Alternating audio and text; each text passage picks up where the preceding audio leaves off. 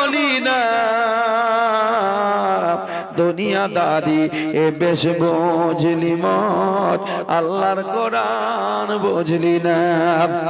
দুধ বাড়াই গলি গলি কেউ নাহি খায়, আর মদের দোকানে দেখো, মদের দোকানে দেখো ভিড় ঠেলা নাহি যায়।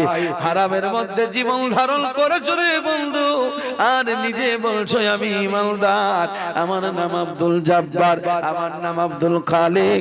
আমি বলবো মুমিনের পরিচয় এটা কোনোদিন হতে পারে না। ভাইরা বাবারা আমার, তাই আমার আল্লাহ বলছেন ওয়াসওয়াস ফি সুদুরিন নাস, এই শয়তান মানুষের দিলকে আটাক করে, দিলকে আক্রমণ করে, অন্তরকে আক্রমণ করে রে বন্ধু, দেহকে আক্রমণ করে না। এই শয়তান আক্রমণ করে অন্তরে, এই অন্তরে আক্রমণ করে তোমাকে নাপাক বানিয়ে দেয়। আল্লাহ পাকের নবী তাই বলছেন, আল্লাহ পাক নবীকে বললেন নবী গো, তাই তুমি তোমার রবের কাছে সাহায্য চাও, ওই শয়তান মারদুদ জিনের মধ্যে যে এবং মানুষের মধ্যে যেই ওয়াসওয়াসা দান করে, তার হাত থেকে আল্লাহ যেন তোমাকে রক্ষা করে। ভাইরা বাবারা আমার, আল্লাহর উপরে পূর্ণ ভরসা রাখুন, পূর্ণ ভরসা রাখুন। আল্লাহ একজন আছেন, আমরা তার গোলাম হয়ে জগৎ থেকে যেতে পারি। আমি আপনাদের সম্মুখে আর একটি সূরা তেলাওয়াত করেছিলাম। আল্লাহ তাআলা বলছেন বিসমিল্লাহির রহমানির রহিম, ওয়াদ-দুহা ওয়াল-লাইলি ইযা সাজা মা ওয়াদ্দাকা রাব্বুকা ওয়া মা ক্বালা ওয়ালাল আখিরাতু খায়রুল লাকা মিনাল উলা। আল্লাহ পাক এই সূরার মধ্যে বলছেন বিসমিল্লাহির রহমানির রহিম, ওয়াদ-দুহা ওয়াল-লাইলি ইযা সাজা। রব্বুল আলামিন এই সূরাটি তার বন্ধুকে মক্কার জমিনে দান করেছেন, তাই সূরার প্রথমে এলাকা আছে মাক্কি। মাক্কি মানে হলো আপনার মক্কায় অবতীর্ণ হয়েছে। আল্লাহ পাক কোরআন মাজিদকে মক্কা মদিনায় দুটো জায়গায়, আমার আপনার নবী যখন মক্কায় ছিলেন, জিবরাইল আলাইহিস সালাম আল্লাহর কোরআনকে মক্কায় নিয়ে এসেছেন। রাসূল যখন মদিনায়, জিবরাইল ফেরেশতা তখন মদিনায় গিয়েছেন। এক কথাই হযরতে জিবরাইল হলেন ফেরেশতা যদিও বটে, কিন্তু জিবরাইল ফেরেশতা হচ্ছেন রাসূলুল্লাহর দাস, গোলাম বানিয়ে দিয়েছেন আল্লাহ পাক, তাকে খাদেম বানিয়ে দিয়েছেন। এ বাবা জীবন ভাইরা আমার, হযরতে জিবরাইল আলাইহিস সালাম রাসূলের দরবারে চলে আসলেন। আল্লাহর নবীর দরবারে এসে বলছেন নবী গো, আল্লাহ পাক আপনাকে একটি সূরা দিয়েছেন, বলো আমি শুনতে চাই। জিবরাইল ফেরেশতা বলছেন বিসমিল্লাহির রহমানির রহিম, ওয়াদ-দুহা ওয়াল-লাইলি ইযা সাজা। আল্লাহ শপথ করে কি বলতে চাইছেন কোরআন মাজিদ আপনারা পড়ছেন, একটু বোঝার চেষ্টা করুন। যদি বাবাজি বুঝতে পারেন আর সেই মোতাবেক নিজের জীবনটাকে যদি ধারণ করতে পারেন, এ জীবন ধন্য হবে, এ জীবন কামিয়াবি জীবন হবে, এ জীবন কোনো দিনের তরে জাহান্নামে যেতে পারে না। আল্লাহ পাক শপথ নিচ্ছেন উজ্জ্বল রোদের, তারপরে বলছেন আল-লাইলি ইযা সাজা, এবং রাতের যখন তা আচ্ছন্ন করে ফেলে, মা ওয়াদ্দাকা রাব্বুকা ওয়া মা ক্বালা, তোমার প্রতিপালক তোমাকে পরিত্যাগ করেনি এবং তোমার প্রতি নারাজ হয়ে যান নাই। আয়াতগুলোর একটা একটা করে যদি ব্যাখ্যা করা যায়, কয়েকদিন কয়েক রাত চলে যাবে, কিন্তু ব্যাখ্যা বা বাবাজি শেষ হবে না। আপনার আমার নবীজিকে আল্লাহ পাক বলছেন নবী গো, আমি তোমার কেমন বন্ধু তুমি লক্ষ্য করে দেখো, আমি তোমার কেমন বন্ধু, বন্ধু হয়ে বন্ধুর বাবাজি ওয়াদা পালন করা কর্তব্য দায়িত্ব, এ এটা বন্ধুর সাথে কেমন ব্যবহার করতে হয় আমার আল্লাহ পাক কোরআন দিয়া নবীজিকে কোরআন দিয়েছেন, পৃথিবীকে বুঝিয়ে দিয়েছেন। আমার বন্ধু, আমার হাবিব, আমার মুহাম্মদ হলো আমার বন্ধু। আল্লাহ বলছেন মা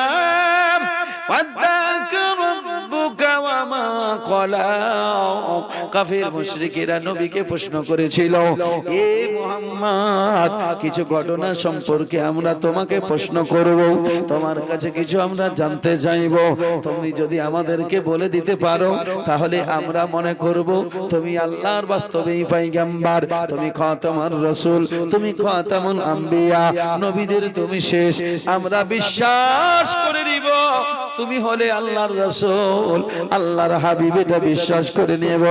আপনারা আমার নবীজি বলেছিলেন ঠিক আছে, তোমাদের প্রশ্নগুলো কি আছে বলো।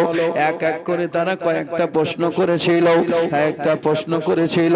আপনারা আমার নবী বলেছিলেন ঠিক আছে, আগামী কাল এই প্রশ্নের জবাব তোমরা পেয়ে যাবা, আমি জবাব দিয়ে দেব। বাবা জীবন ভাইরা আমার, এই কথার মধ্যে বড় শিক্ষা ভরা আছে। আমার আল্লাহ পাক নবীর মাধ্যমে সারা পৃথিবীর জমিনকে আল্লাহর বান্দাদেরকে শিক্ষা দেওয়ার জন্য আল্লাহ পাক কত সুন্দর ব্যবহার করেছেন। অনেকেই বলেছিল মুহাম্মদকে তার রব ভুলে গেছে এবং মুহাম্মদের কাছে যে জিনটা ছিল সেই জিনটা আসা বন্ধ করে দিয়েছে। মুহাম্মদ পাগল হয়ে গিয়েছে, মুহাম্মদ ম্যাড হয়ে গেছে, মুহাম্মদ বাবাজি এইভাবে কত রকম কত কথা নবীকে শুনতে হয়েছিল। আবার নবী, আপনার নবী বলেছিলেন আগামী কাল বলে দেব। ভাইরা বাবারা আমার, এই রকম কথা যখন বলে দেওয়া আমার রাসূলের কাছে আমার আল্লাহ পাক জিবরাইল ফেরেশতাকে আর পাঠালেন না। মানে বোঝাতে চাইছেন আল্লাহ পাক তার বন্ধুর মাধ্যমে, ওগো আমার বন্ধু, আমি তোমার মাধ্যমে আমার বান্দাদেরকে শিক্ষা দিতে চাই। বান্দা যতই ধনী হয়ে যাক, বান্দা যতই জ্ঞানী হয়ে যাক, বান্দার কাছে যতই জনশক্তি থাক, বান্দার কাছে যতই বাহুবল থাক, বান্দার কাছে যতই অর্থবল থাক না কেন, বান্দা যেন আমারে ভুলে না যায়। আমারে যদি ভুলে যায় তার অবস্থা কিন্তু খুব খারাপ হয়ে যাবে, তার পরিণতি খুব খারাপ হয়ে যাবে। আমার আল্লাহ পাক শিখিয়ে দিয়েছেন বন্ধুরে, আমি হচ্ছি জ্ঞানী, আমি হচ্ছি দাতা, আমি হচ্ছি সব, আমি হচ্ছি মালিক। আমার মালিকানা থেকেই বান্দাকে মালিক বানিয়েছি, আমার জ্ঞান থেকেই বান্দাকে ইলম দান করেছি, আমি শক্তিমান, আমার শক্তি থেকেই বান্দাকে কিছু শক্তি দান করেছি। কিন্তু সেই শক্তির বলে যদি অহংকারের বশে চলে, বান্দা যদি ইলমের বলে, জ্ঞানের বলে যদি অহংকারে চলে, আমার নবী গো তুমি শুনাইয়া দাও তাদের উপরে বড় আযাব নাজিল হবে। এক কথাই আল্লাহ পাক শিখিয়ে দিচ্ছেন, বন্ধু গো আমার বান্দাদেরকে তুমি শিখিয়ে দাও তারা কোনো মুহূর্তে কোনো সময় যেন আমাকে না ভুলে যায়।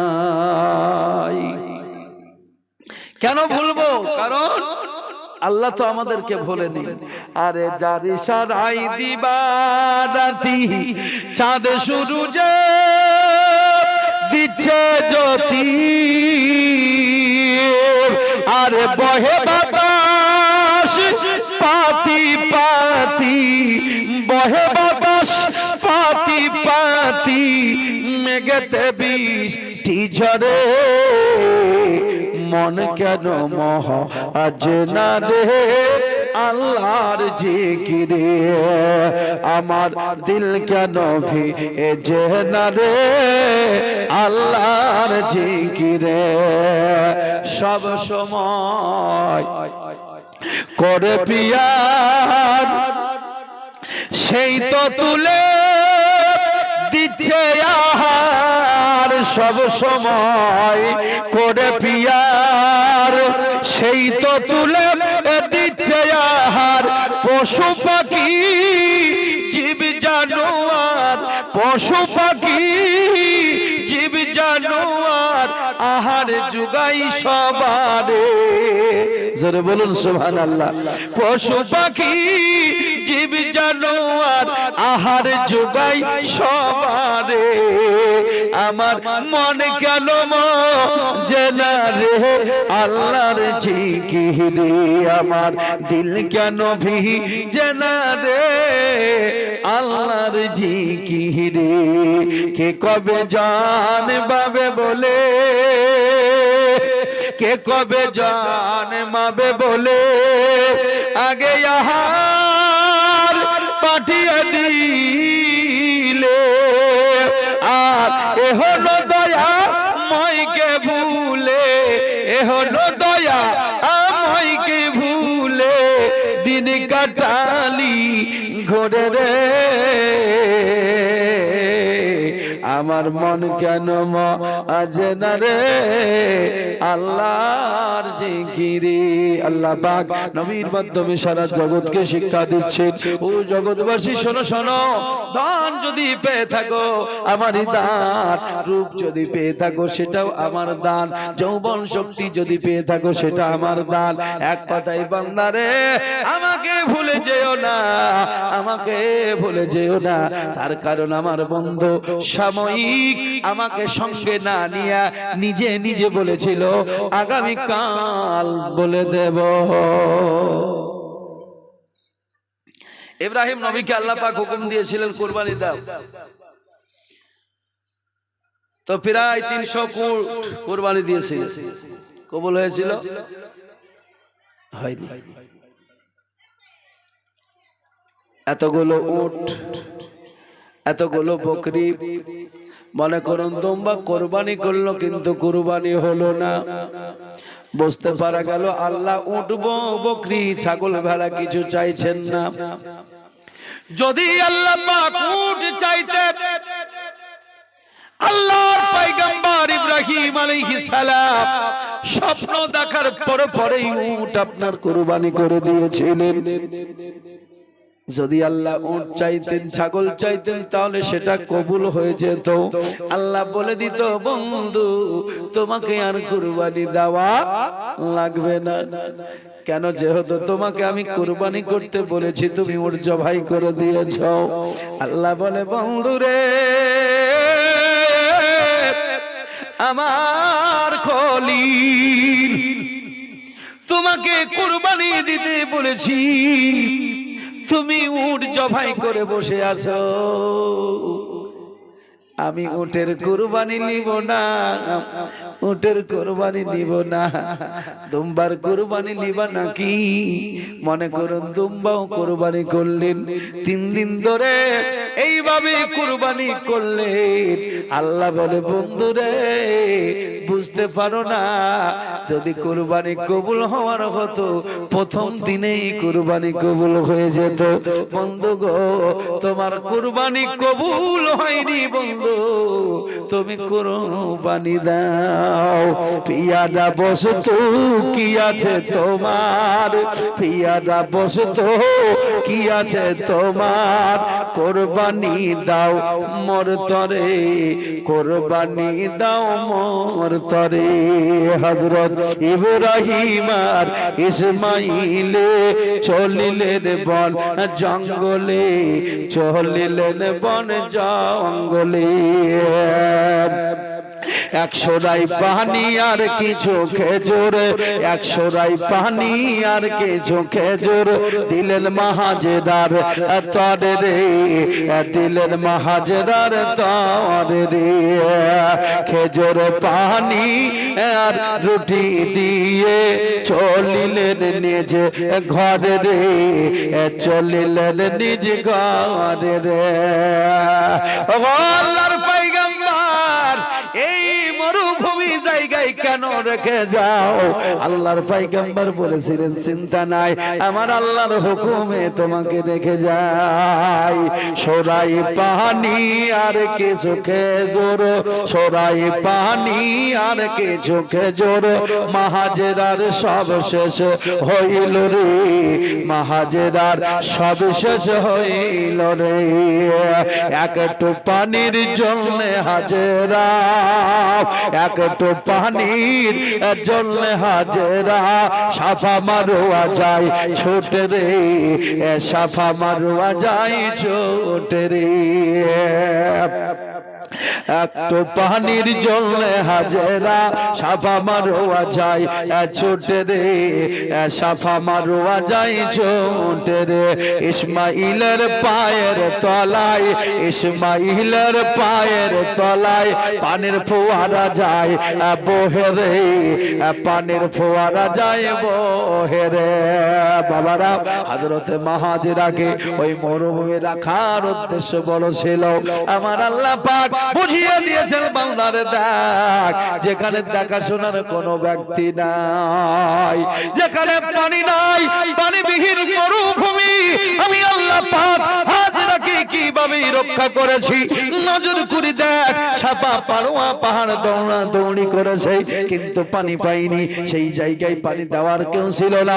আমি আল্লাহ পাক তাকে জমজমের পানি বানিয়ে দিয়ে আমি আল্লাহ রাব্বুল আলামিন তাকে ওই মরুভূমিতে প্রাণ বাঁচিয়েছিলাম।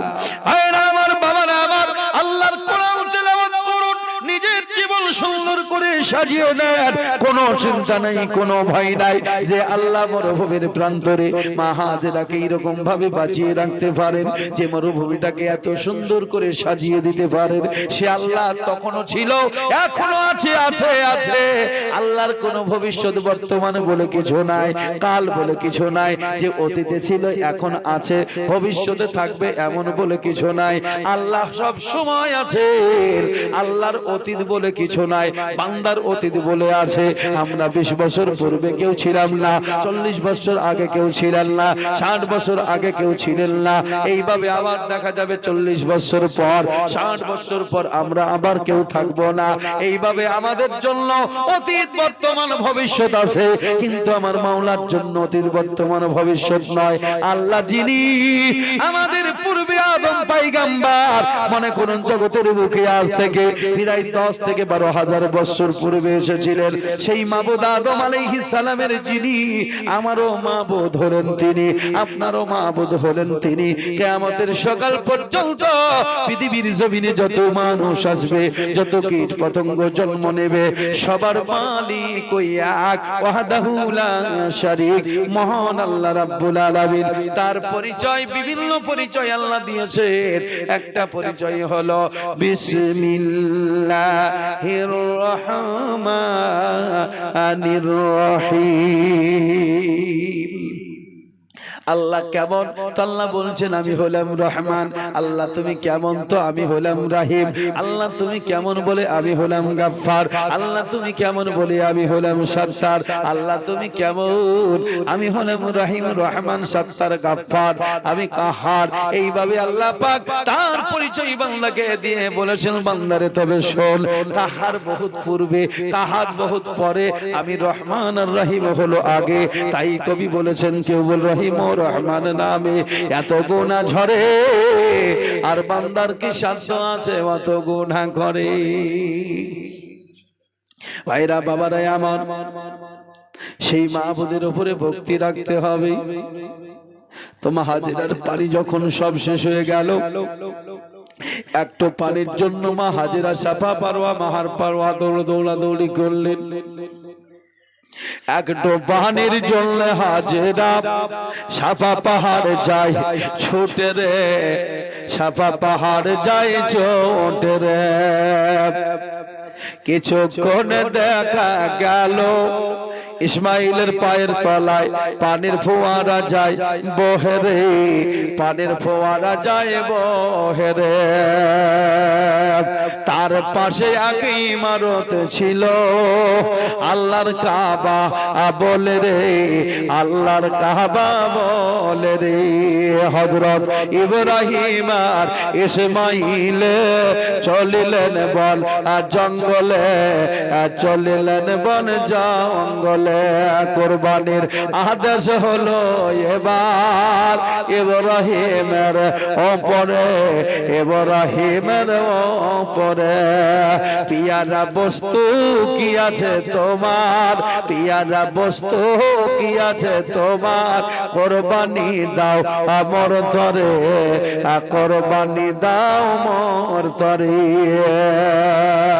ইব্রাহিম বলে হাজরাকে সাজিয়ে দাও গো আমর তরে, সাজিয়ে দাও গো মোর তরে।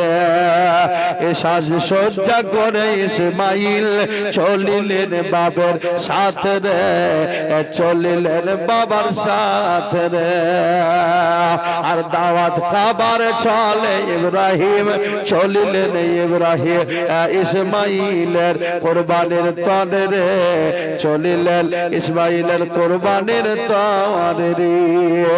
ইসমাইল বলে না জান গো কুরবানি দাও আমর তরে, কুরবানি দাও মোর তরে। আল্লাহর পয়গম্বরের বেটা ইসমাইল আলাইহিস সালাম বলেছিলেন, আল্লাহর পয়গম্বরের সন্তান ইব্রাহিম আলাইহিস সালাম বলেছিলেন, বাবা বাবা আমি এখন বুঝতে পেরেছি আমাকে আল্লাহর রাস্তায় শহীদ হয়ে যেতে হবে, আল্লাহর রাস্তায় কুরবানি হতে হবে, তুমি আমাকে কুরবানি করবা। তবে বাবা গো আমার হাত পাত গুলোকে বেঁধে দাও। বলে কেন বাবা? বলে গলার উপরে যখন ছুরি চলবে আমার হাত পা তখন স্থির থাকবে না বাবা, তোমাকে হয়তো লেগে যেতে পারে। বাবা দয়া করে হাত পা গুলো বেঁধে দাও, আর আমার রক্ত মাখা জামাটা আমার সেই দুঃখিনী মা আমার হাজিরা আমার মাকে নিয়ে গিয়ে দিয়ে দেবা, আর আমার সালাম একটু জানিয়ে দেবা যে আমার কালে তার সুসন্তান তাকে সালাম জানিয়ে দিয়েছে। এইভাবে বেশ কিছু কথা বলতে বলতে এবার জানো বাবা তারপরে বলেছিলেন তোমার চোখে পটি বেঁধে নাও, আমার চোখে পটি বেঁধে দাও। বলে বাবা গো তুমি যখন দেখবা আমি যখন দেখব এই দেখা দেখির মধ্যে এক মহব্বত তৈরি হয়ে যাবে, এক ইশক প্রেম তৈরি হয়ে যাবে, তখন ছেলের